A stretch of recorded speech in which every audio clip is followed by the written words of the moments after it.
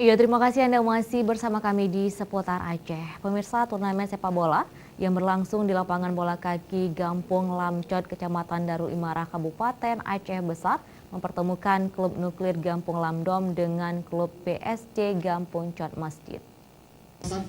Sedang melakukan tos guna memilih laga perdana turnamen sepak bola yang digelar dalam rangka memeriahkan HUT ke-49 klub sepak bola Persalam dimulai dengan laga perdana antara klub nuklir Gampung Lamdom berhadapan dengan klub PSG Gampung Cot Masjid.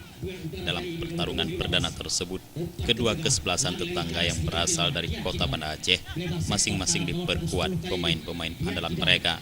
Dalam pertandingan yang berlangsung selama 2 kali 35 menit tersebut, wasit pertandingan dipimpin oleh Edi Rawan DKK dari PSSI Askap Aceh Besar. Kedua kesebelasan mempertontonkan pola permainan yang sangat menarik di hadapan ratusan penonton yang memadati lapangan Persalam Gampung Lamcot Aceh Besar. Gol perdana dicetak oleh kesebelasan nuklir Lamdom lewat umpan menyilang yang diterima Agus nomor kostum 17. Kedudukan 1-0 untuk klub nuklir tidak bertahan lama.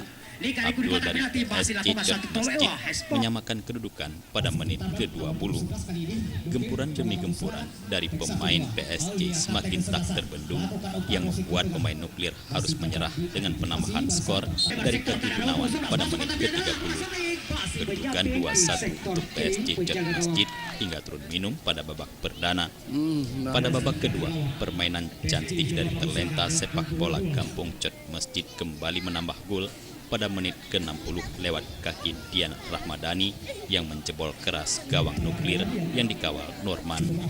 Menjelang detik-detik terakhir di mana tempo permainan semakin keras, nuklir berusaha keras untuk menambah ketertinggalan mereka.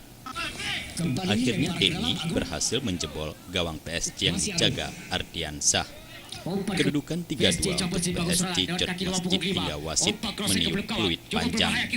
Pertandingan perdana tersebut juga dihadiri oleh Camat Darul Imara, Syarifuddin, Saifuddin anggota DPRK Aceh Besar dari Partai Aceh dan sejumlah tokoh bola dan pemuda Aceh Besar lainnya.